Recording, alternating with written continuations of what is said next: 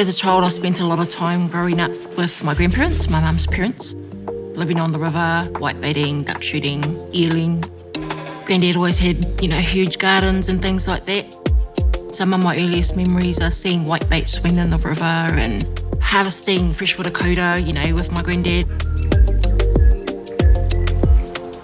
I love listening to the old stories about our tupuna and how we arrived here, or the kōrero behind our place names of our maunga, of our waterfalls. My creativity probably started there.